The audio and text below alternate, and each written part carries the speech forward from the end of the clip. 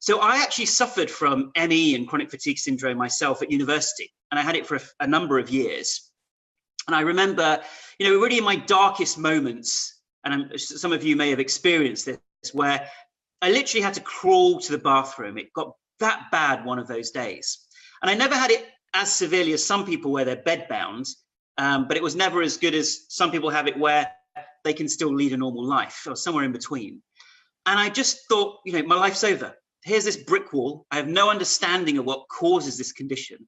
I'm absolutely exhausted all the time with so many different symptoms, immune symptoms, irritable bowel, a huge deep sense of fatigue, inability to move, and a whole, post-exertional malaise where I couldn't actually do any activity for long periods of time. And all the other symptoms that if you know about the condition, you'll be familiar with. And I didn't know what to do. And I thought, okay, well, I have to do my own research because no one's really understanding what's going on. I would go and see doctors and they would say, you know what, it's probably depression. Why don't you take these antidepressants? Or, just snap out of it, you'll be fine. Really quite insulting things in a lot of ways, because I was never someone that would make up illness. I was never a hypochondriac.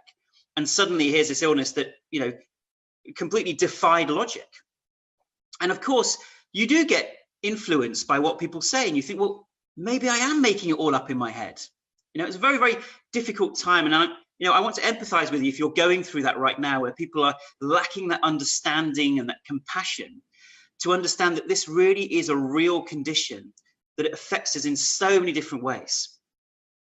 And then, I would try and go from doctor to doctor. I would even go to alternative health practitioners and not really get any benefit. And so I started researching the brain neurology of emotion and trying to understand, well, what causes this condition? I can feel something going on in my brain that I'm observing. What exactly is this? And after many years of persistence and research, I managed to understand what I thought could cause the condition. And I gradually was able to, what I call, retrain my brain out of this. So it's not all in your head, but I do believe the root cause is in the brain. And I'll come on to what the main difference is between those two statements. And I managed to get myself fully 100% better. And I then set up a clinic to help others.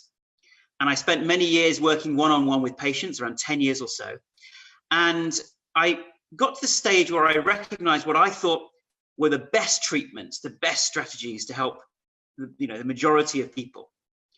And I then published my treatment as a home study course, because only a certain number of people could see me at my clinic.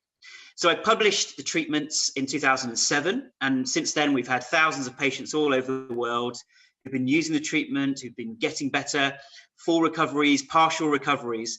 And it's been a real labor of love and a real joy